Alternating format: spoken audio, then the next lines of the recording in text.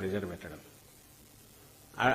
ఈ దారులు తప్ప నువ్వు నిఖార్సాయిన రాజకీయ పక్షమైతే ప్రజలతో నిజంగా నీకు సంబంధం ఉంటే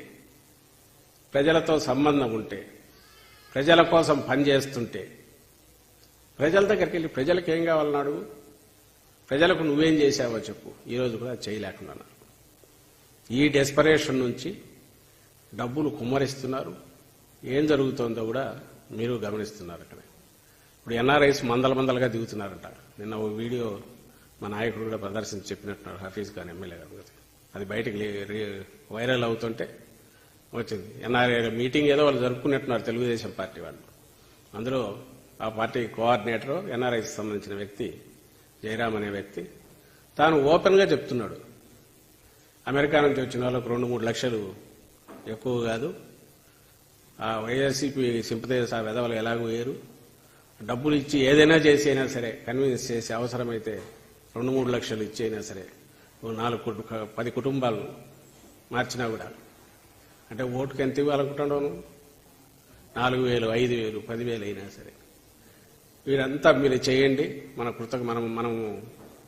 తెలుగుదేశం పార్టీని అధికారంలోకి తెచ్చుకోవాలని ఓపెన్ గా పిలిపిస్తున్నారు.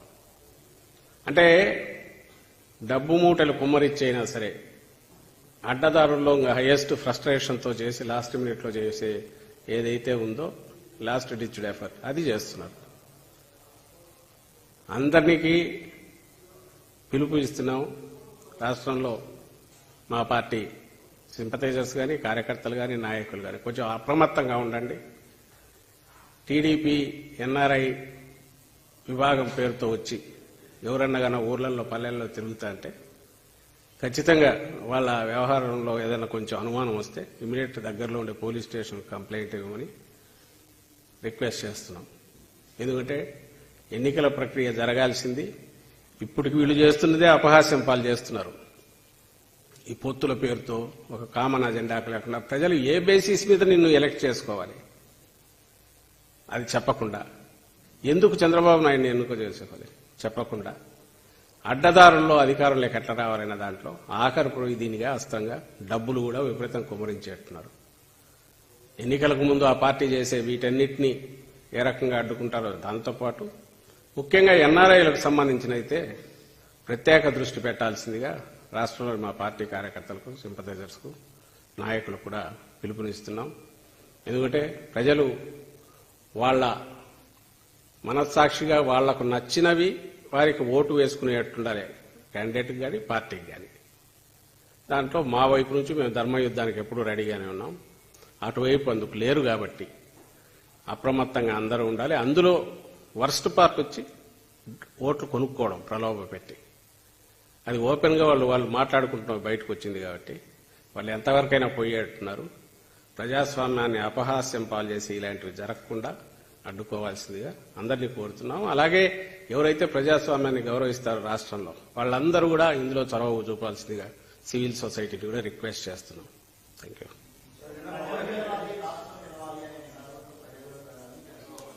ఏది అదే నేను అంటున్నా, ప్రజలు గెలవాలి కరెక్టే. ప్రజలు గెలవడం అంటే నీ ఉద్దేశ్యంలో, అంటే చంద్రబాబు ఉద్దేశ్యంలో జగన్మోహన్ రెడ్డి గారిని దించి చంద్రబాబు గారిని కూర్చోబెట్టాలి అధికారంలో అని ఆయన అనుకుంటే ఎందుకు జగన్మోహన్ రెడ్డి గారిని దించాలా, ఎందుకు చంద్రబాబు నాయుడు గారిని ఎక్కించాలనేది అది ఎక్స్ప్లెయిన్ చేయాలా. అది చేయకుండా ఊరికే ఆయనకాయన నాకు అధికారం లేకపోతే రాష్ట్రం అంధకారం అనుకొని, కాబట్టి నా అధికారం లాక్కున్న జగన్మోహన్ రెడ్డి దుర్మార్గుడు అనుకొని, నేను తిడుతున్నా కాబట్టి జనం అది తిట్టాలనుకొని, నేను జనం బాధ్యత అన్నట్టు కాబట్టి జనము అది బాధ్యతగా తీసుకుని జగన్మోహన్ రెడ్డి గారిని మళ్ళీ పక్కకు తప్పించి తనను తీసుకొస్తేనే జనం గెలిచినట్టని ఆయన అనుకుంటే జనం అనుకోవాలిగా. ఆయన బాధ ప్రపంచం బాధ అనుకుంటున్నాడు. తనకు అధికారంలో లేకపోతే అది ప్రపంచం బాధ. కాబట్టి ప్రపంచం బాధ్యత, ఈ రాష్ట్రం బాధ్యత తనను తీసుకురావడం అనుకుంటున్నాడు. ఆ ఉద్దేశంతోనే ఇది కూడా పిలిపిస్తున్నాడు. జనం ఆ ఆలోచనతో లేరు. వాళ్ళకి స్పష్టత ఉంది. లేదు నువ్వు ఇవ్వు అని అడుగుతున్నారు. నీ కేసు ఏదో నువ్వు ఎక్స్ప్లెయిన్ చేయి. ఆయనకి జగన్మోహన్ రెడ్డి గారి కేసు ఆయన ఎక్స్ప్లెయిన్ చేస్తున్నాడు. నీది చెప్పు బాబు అని అడిగితే ఆయన చెప్పలేకుండా అన్నాడు.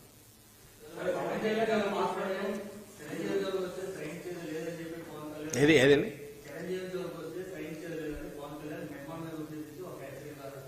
అది నాకు నవ్వు వచ్చింది. నిన్న మీరు ఎవరన్నా వింటే నేనేమన్నా, ఎవరన్నా నన్ను వచ్చి చిరంజీవి గారు ఇట్లా అన్నారంటే శుభం మంచిది అన్నా. నేనేమన్నా శుభం మంచిది, ఇప్పుడు ఉన్న వాళ్ళకి తోడు ఇంకొకరు ఆయన కానీ ఇంకొకరు కానీ జాయిన్ అయినా నష్టం లేదు. మాకు కావాల్సిన పిక్చర్ క్లారిటీ మరింత వస్తుంది, కన్ఫ్యూజన్ ఉండదు. మా వరకు మేము కాన్ఫిడెంట్గా ఒకరం ఉన్నాము. అటువైపు ఇట్లాంటి రకరకాల ఆలోచనలు ఉండే వాళ్ళను ఫిగరేటివ్గా నేను పోల్చిన. దుష్ట ఆలోచనలు ఉండే వాళ్లతో వీళ్ళందరూ చేరుతున్నారు కాబట్టి చంద్రబాబు నాయుడు లాంటి వాడితో ఎందుకు ఆయన దుష్ట ఆలోచనలు, ఆయనకున్న కుట్ర బుద్ధి లేదా ఆయన గత చరిత్ర వీటి గురించి నేను పోతే అది గంటలు గంటలు పోతుంది, దానికి పోవట్లేదు, అది అందరికీ తెలుసు. నేను ఇంతకుముందు అన్నదంతా కూడా ఉంది. ఆయనకు అధికారం లేక రావడం తప్ప అది పవన్ కళ్యాణ్ బాధ్యత, చిరంజీవి బాధ్యత, మోడీ బాధ్యత, పురంధేశ్వరి బాధ్యత అని ఆయన అనుకుంటుంటాడు. ఇట్లా అనుకున్నట్టే అన్నాడు. ఆయన కూడా దాంట్లో చేరినాడు, మంచిది. వేరే మేము ప్రజలు మాతో ఉంటేనే మేము అధికారంలోకి రాగలం, కాబట్టి ప్రజలతో ఎట్లా ఉంచుకోవాలని మేము ఆలోచిస్తున్నాం జగన్మోహన్ రెడ్డి గారు. అలాంటి దుర్మార్గపు ఆలోచనలో ఉండే వాళ్ళందరినీ పంచతంత్రంలో క్యారెక్టర్స్లో ఇవన్నీ ఉంటాయి, రకరకాల గుంటనక్కలు, తోడేళ్లు, ఇవన్నీ. వీళ్ళందరూ గుంటనక్కలని నేను గుంటనక్కలు అన్నట్ల స్వభావ రీత్యా అలాంటి వాళ్ళందరూ ఒక దగ్గర అంటే చంద్రబాబు నాయుడు గారు అలాంటి వాళ్ళందరినీ చేర్చుకుంటున్నారు. వాళ్ళు కూడా ఆ స్వభావం ఉండే వాళ్ళతో చేరి వాళ్ళు కూడా ఆ రకంగానే అవుతున్నారు అనే ఉద్దేశంతో నేను ఎవరిని అవమానించాలని అన్నా. ముందు అన్నది కరెక్ట్. చిరంజీవి గారు ఆయన వ్యక్తిగా, ఇప్పుడు ఆయన వ్యక్తి మాత్రమే, మంచి సినిమా స్టారు, మధ్యలో రాజకీయాల్లో ఉన్నారు. ఇప్పుడు కాదని ఆయన డిక్లేర్ చేశారు. పెద్ద మనిషి, రాష్ట్రంలో అందరూ గౌరవించేవాడు అనుకుంటే ఆయన అభిప్రాయం మేరకు ఈసారి కూటమి రావాలని ఉంది. కూటమి అనగానే ఏమేమి వస్తాయి? ఇవన్నీ 1, 2, 3, 4 వస్తాయి. పోనీ ఆయన ఎవరిని కూర్చోబెట్టుకుని చెప్పారా పక్కనంటే ఎత్తిపోయి దివాలా తీసి ఇదైపోయి బ్యాంకులు మోసం చేసిన వ్యక్తి ఆయన సపోర్ట్ చేస్తూ మాట్లాడారు. ఇలాంటి వాళ్ళందరూ ఒక దగ్గర చేరినప్పుడు ఏమనాలో ఆయనే చెప్పనండి, పవన్ కళ్యాణ్ గారిని ఆయనే చెప్పాలి దానికి ఎక్స్ప్లెనేషన్. అంతే తప్ప దానికి మీ మొహాల అద్దంలో చూసుకోండి, మీరు ఎవరు చెప్పేది మేము అందగాళ్ళమని చెప్పినామా? ఆయన సినిమా స్టార్, సూపర్ స్టారే, కాదని ఎవరున్నారు? అదే కదా ఆయన బతికించేది. ఈరోజు చంద్రబాబు నాయుడు డిపెండ్ అయింది. అది కాకపోతే పవన్ కళ్యాణ్ దగ్గరికి రానిచ్చేవాడా? లేదా ఆయన కావాల్సిన తీర్చి అంత ఆ డిమాండ్ తీర్చి ఆయన నెత్తిన పెట్టుకుని ఎందుకు ఊరెగుతున్నాడు చంద్రబాబు? ఉంది కాబట్టే పవన్ కళ్యాణ్ గారు మీరు రాజకీయ